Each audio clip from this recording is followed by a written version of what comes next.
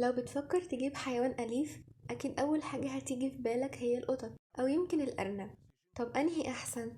الحقيقة إن الاتنين ليهم مميزاتهم، وفي كمان حاجات كتير مشتركة بينهم. في ناس بتعتبر الأرنب النسخة النباتية من القطط، وده لأنهم شبه بعض جدا، مش بس في الشكل لكن كمان في تفاصيل كتير. القطة والأرنب الاتنين من أنظف الحيوانات، بينضفوا نفسهم طول الوقت، وكمان بيتعلموا يعملوا حمام في مكان محدد. الاتنين حيوانات رياضية بامتياز، بيحبوا الجري واللعب والاستكشاف، والاتنين بيحبوا صاحبهم وبيحبوا يكونوا قريبين منه وبيعبروا له عن حبهم.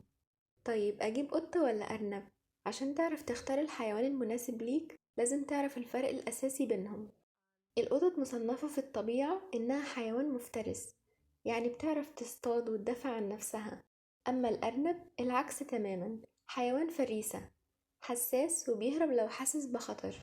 معنى كده إن القطط بتخاف أقل، ولو خافت ممكن تهجم.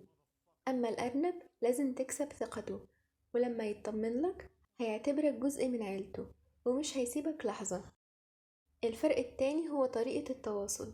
القطط بتتواصل بصوتها سواء مع البشر أو مع بعضها، أما الأرنب فبيعتمد على لغة جسده، يعني لو ركزت في حركاته هتقدر تفهمه، تعرف هو حاسس بإيه، وده بيخلي علاقتكم مميزة جدا.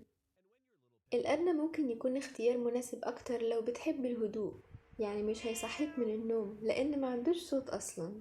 كمان أكل الأرنب رخيص جدا، تبن وبرسيم وعلف وخضار، كلها حاجات رخيصة ومتوفرة، غير القطط اللي بتحتاج بروتين ولحوم في نظامها الغذائي بشكل أساسي. كمان الأرنب ممكن يعيش في مساحة صغيرة، يعني ممكن غرفتك بس، لكن طبعا كل ما توفر له مساحة أكبر هيتحرك ويلعب أكتر ويشكرك جدا. وفي اختلافات مهمة بينهم لازم نعرفها. الأرنب ممنوع إننا نحميه أو إنه يتبل بالمية، وكمان الأرنب ملوش صوت بس بيعبر عن حبه بحركات لطيفة جدا. مثلا لو عجبته حاجة هتلاقيه بيفرك دقنه عليها، دي حركة مميزة جدا عند الأرانب، ومعناها إن الحاجة دي بقت بتاعته خلاص، حتى لو كنت انت شخصيا. القطط والأرانب الاتنين مناسبين جدا للتربية جوه البيت، ومش محتاجين يخرجوا زي الكلب مثلا، بس لازم نديهم مساحتهم إنهم يتحركوا ويلعبوا. والاتنين مناسبين للتربية مع الأطفال، وهيبقوا حنينين عليهم ويعلموهم المسؤولية والحب.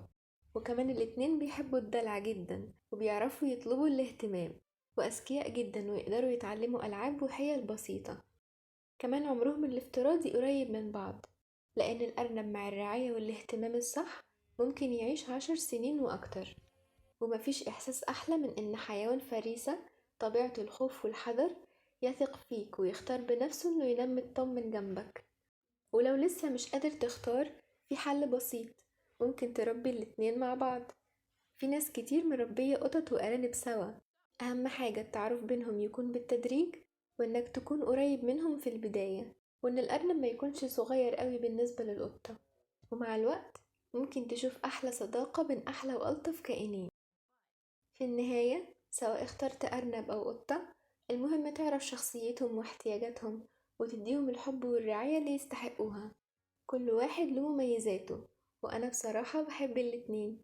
تابعوني عشان تعرفوا كل حاجة عن تربية الأرانب كحيوانات أليفة.